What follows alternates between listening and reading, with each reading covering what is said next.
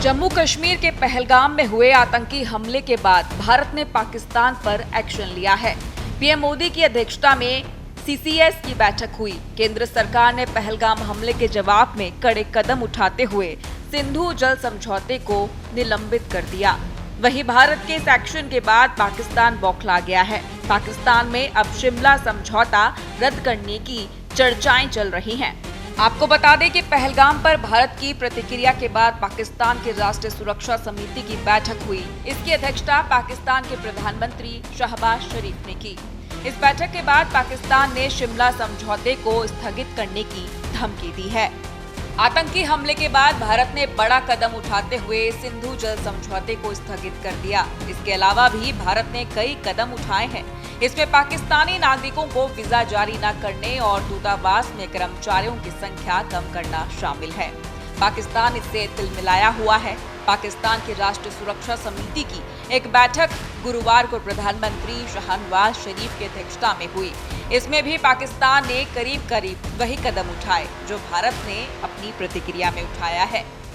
उसने शिमला समझौते को स्थगित करने की धमकी दी है। तो आइए जानते हैं कि ये शिमला समझौता आखिर है क्या।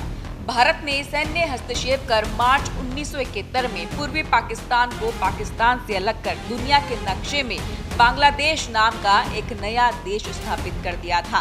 पाकिस्तान की सेना ने बांग्लादेश में भारत की सेना के सामने आत्मसमर्पण कर दिया था। भारत ने करीब 90,000 लोगों को युद्धबंदी बना लिया था। इसमें अधिकांश सैनिक या अर्धसैनिक बल के जवान थे।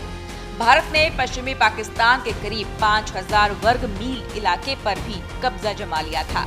शिमला समझौते को शिमला संधि भी कहा जाता है। भारत और पाकिस्तान के बीच 2 जुलाई 1972 को हस्ताक्षरित एक शांति समझौता था। ये समझौता 1971 के भारत पाकिस्तान युद्ध और बांग्लादेश के निर्माण के बाद हुआ।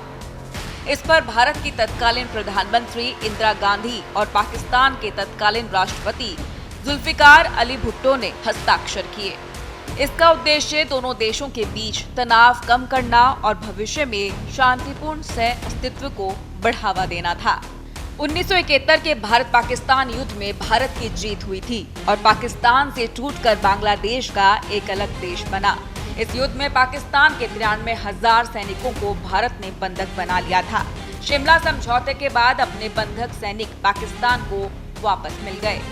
शिमला समझौते में दोनों देशों ने एक दूसरे की संप्रभुता, क्षेत्रीय अखंडता और आंतरिक मामलों में हस्तक्षेप न करने का वादा किया। इसमें भारत और पाकिस्तान ने द्विपक्षीय वार्ता के जरिए सभी विवादों को हल करने का संकल्प लिया, बिना किसी तीसरे पक्ष की मध्यस्थता के।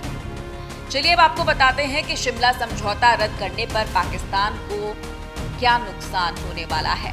पाकिस्तानी मीडिया के मुताबिक पाकिस्तान अब शिमला समझौते से पीछे हट सकता है। यदि ऐसा होता है तो इससे पाकिस्तान को बहुत नुकसान होगा, क्योंकि कश्मीर को द्विपक्षीय मुद्दा बनाए रखने का शिमला समझौता आधार है। यदि पाकिस्तान इसे रद्द करता है तो भारत के पास ये तर्क होगा कि पाकिस्तान ने स्वयं इसे अमान्य कर दिया। इससे भारत को कश्मीर मुद्दे पर अपनी नीतियों को और मजबूत करने की स्वतंत्रता मिलेगी। इसी के साथ आपको बता दें कि शिमला एग्रीमेंट में क्या क्या है। मतभेदों को शांतिपूर्ण तरीके से हल करने की बात। भारत और पाकिस्तान अपने मतभेदों को शांतिपूर्ण तरीके से हल करेंगे। दोनों देश किसी भी विवाद को द्विपक्षीय वार्ता के जरिए सुलझाएंगे, न कि बल प्रयोग या युद्ध के जरिए। लाइनों को यथास्थिति में बनाए रखने की बात। युद्ध के बाद जो नियंत्रण रेखा LOC बनी, उसे दोनों पक्षों ने मान्यता दी और किसी भी प्रकार की एक तरफा कार्रवाई नहीं करने पर समझौता हुआ। युद्धबंदियों की रिहाई। भारत ने पकड़े गए पाकिस्तानी सैनिकों को मानवता के आधार पर रिहा करने की बात मानी। इस समझौते के तहत ये तय हुआ है कि भारत और पाकिस्तान के बीच कश्मीर सहित सभी मुद्दे सिर्फ आपसी बातचीत से सुलझाए जाएंगे, न कि अंतर्राष्ट्रीय मध्यस्थता से। अगर भारत और पाकिस्तान के बीच हुआ शिमला समझौता खत्म होता है तो पाकिस्तान कश्मीर के मुद्दे को संयुक्त राष्ट्र या अन्य देशों के सामने जोर शोर से उठाएगा। LOC पर संघर्ष विराम की स्थिति और शांति भंग हो सकती है। ऐसे में भारतीय सेना को ज्यादा चौकन्ना रहना पड़ेगा।